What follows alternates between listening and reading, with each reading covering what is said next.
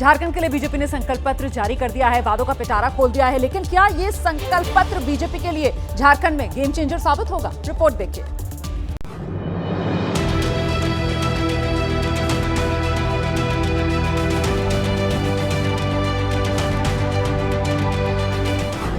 हरियाणा में जीत की हैट्रिक लगाने के बाद बीजेपी की नजर झारखंड पर टिकी है, जहां हजारों कार्यकर्ताओं की मौजूदगी में आज गृह मंत्री अमित शाह ने बीजेपी का संकल्प पत्र जारी किया तो पूरा मैदान भगवा ब्रिगेड से पट गया।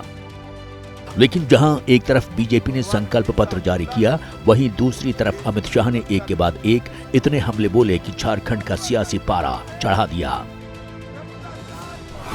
कि आकंठ भ्रष्टाचार में डूबी हुई सरकार चाहिए या विकास के रास्ते पर मोदी जी के नेतृत्व में चलती हुई भाजपा सरकार?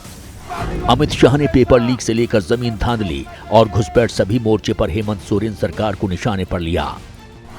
बेरोजगारी से त्रस्त युवा, पेपर लीक से त्रस्त युवा आज भाजपा में आशा की दृष्टि से अपना भविष्य ढूंढ रहे हैं।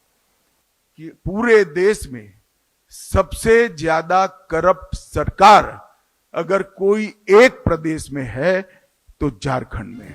और इस बार बीजेपी ने संकल्प पत्र में जो वादे किए हैं उसमें गोगो दीदी योजना में महिलाओं को हर महीने 2100 रुपए हर 11 तारीख को देने का वादा है। 500 में सिलेंडर और 2 सिलेंडर दिवाली और रक्षाबंधन पर मुफ्त देने की बात है। हर गरीब के लिए पक्का मकान, बेरोजगारी से लड़ने के लिए युवाओं के लिए 5 लाख रोजगार का ऐलान, करीब 3 लाख सरकारी पद निष्पक्ष और पारदर्शी तरीके से भरने की तैयारी और हर स्नातक और स्नातकोत्तर युवा को प्रति माह 2000 रुपए का वादा बीजेपी ने अपने संकल्प पत्र में किया है।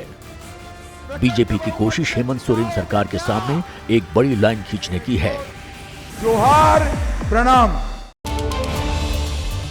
उत्तर प्रदेश के मुख्यमंत्री योगी आदित्यनाथ को जान से मारने की धमकी देने वाली महिला पुलिस की गिरफ्त में आ चुकी है। मानसिक रूप से कमजोर बताई जा रही है ये महिला।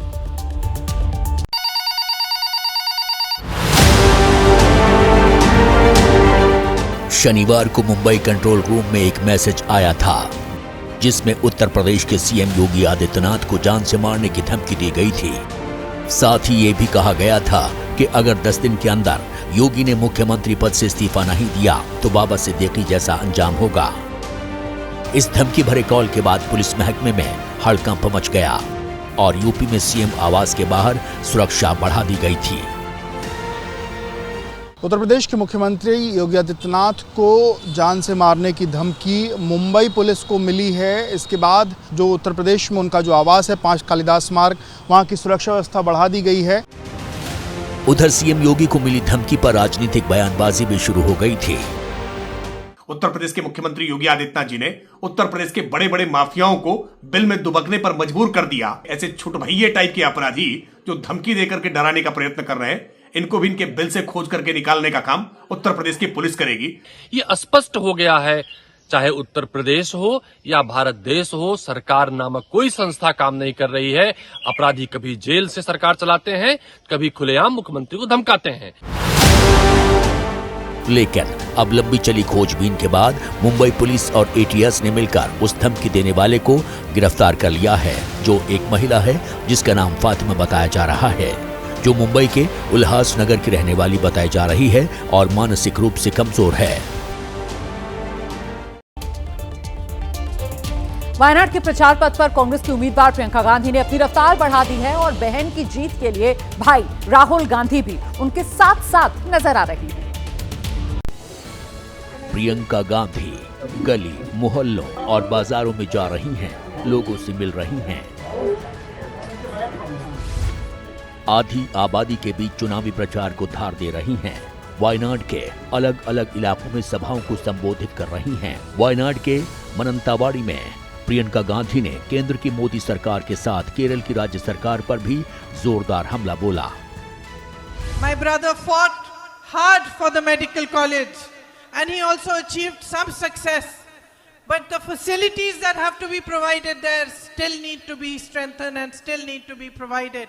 It is sad that after all the efforts the state government has put a board there saying medical college, but still not started the activities that they should be starting for it to be a fully functional facility.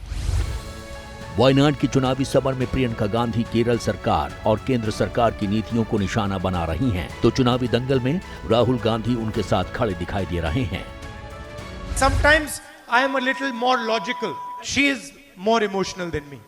So I am confident that you now have the best possible MP that you could get. You're going to get the best possible MP. She is not going to let go of any problem that you put in front of her.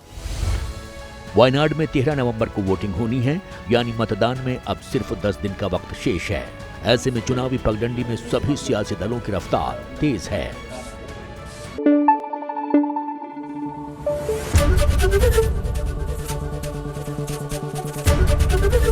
ABP news आपको रखे आगे।